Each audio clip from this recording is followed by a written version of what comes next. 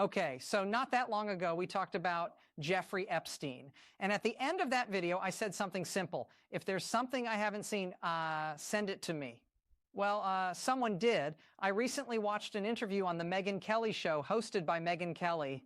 On that episode, Mark Epstein appeared, Jeffrey Epstein's brother, and during the conversation, he shared autopsy photos, specifically a photo of Jeffrey Epstein's neck. And I froze because I had never seen it before. And when I saw it, I paused the screen. Now, before we go any further, quick note. We are talking about self-inflicted death. You know the word. I can't say it here. So if I say unaliving or unsubscribe, just understand the translation. We're on the same page. This video isn't about who Jeffrey Epstein was. We know who he was. This is about the mechanics of his death. Because when you stack the timeline, the medical findings, the procedural failures, and now these images, something doesn't feel clean. Let's rewind. July 6, 2019. Epstein is arrested and taken to the Metropolitan Correctional Center in Manhattan. This is not a small county jail. This is federal, high security, high profile. Everyone knows who he is. Guards, inmates, media. The world is watching. 2 weeks later, July 23rd, he's found on the floor of his cell with a strip of bedsheet around his neck. His cellmate at the time, Nicholas Tartaglione, a former police officer facing multiple murder charges. The official narrative says Epstein attempted to take his own life. Epstein reportedly claimed he was attacked. The cellmate denied it. And clarity? We never really got it. What we do know is this. Epstein was placed on watch protocol, the serious kind, close monitoring, regular checks, suicide prevention measures.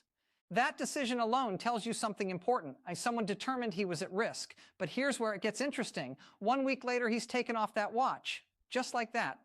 Cleared, but not fully cleared, because he was required to have a cellmate. Meaning, they still considered him vulnerable. Now fast forward. August 9th, 2019, the night before he dies. His assigned cellmate is transferred out. No replacement is assigned. The man previously deemed a suicide risk is now alone in a federal cell. That night, 2 guards were assigned to monitor the unit. Federal prosecutors later said those guards allegedly failed to perform required 30-minute checks for about 8 hours. 8 hours in a locked federal facility, in a high-profile housing unit, 8 hours without physical verification of the most watched inmate in America. And then there's the camera that would have captured the area outside his cell, not functioning properly that night. Now listen, cameras fail, technology glitches, it happens. But when you're already stacking unusual circumstances, it starts to feel heavy. August 10th, around 6:30 a.m., Epstein is found unresponsive. CPR is initiated. He's transported to the hospital. He is pronounced dead. That's the official sequence. Now let's talk about something that doesn't get enough attention. Mark Epstein, his legal next of kin, didn't learn about his brother's death from prison officials. He found out from watching CNN. That is not standard procedure. Notification of next of kin is basic death investigation protocol, especially in custody deaths. So Mark hires an independent observer, Dr. Michael Baden. Let's be clear about who this is. Michael Baden is not a random commentator. He's a forensic pathologist who served as New York City's chief medical examiner. He's been involved in major cases, including matters connected to John F. Kennedy, O.J. Simpson, George Floyd, and Aaron Hernandez. Decades of experience. He observed the autopsy in real time. And afterward, he publicly stated 2 things that changed everything. First, he estimated the time of death to be around 4:30 a.m., roughly 2 hours before Epstein was reportedly found. Second, the fractures. 3 fractures in the neck. Left thyroid cartilage, right thyroid cartilage, hyoid bone. 3. Baden stated that in his decades of examining jail hangings, he had not seen 3 fractures like that in a case ruled a suicide. The official medical examiner's office stood by their conclusion, stating those fractures can occur in both suicidal hanging and manual strangulation. So now we have 2 experienced forensic professionals looking at the same neck and disagreeing.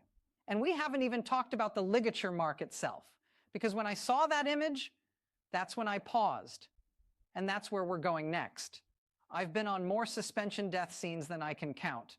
Basements, closets, garages, outdoors, different materials, different environments, different temperatures, and there is something that is extremely common in suspension cases: upward angulation.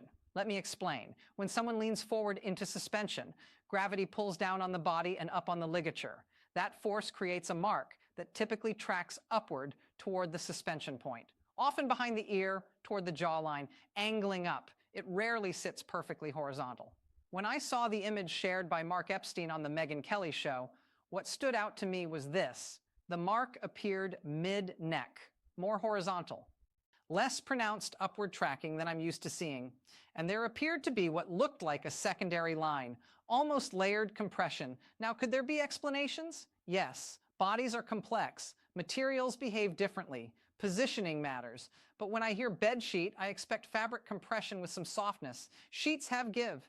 They don't usually leave sharply defined, layered-looking bands unless something specific is happening.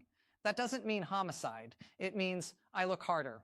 Now let's revisit how he was reportedly found.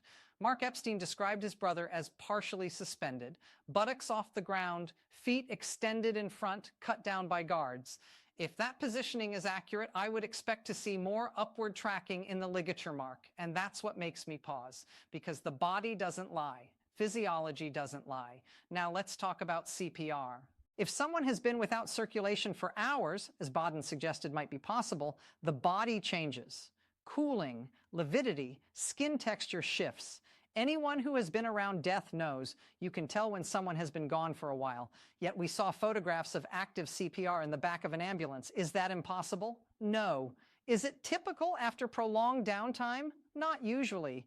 And then you stack everything: prior incident weeks earlier, removal from watch cellmate, gone 8-hour lapse in checks, camera malfunction, fractures debate, ligature mark questions, ambulance documentation individually. Each piece has explanations.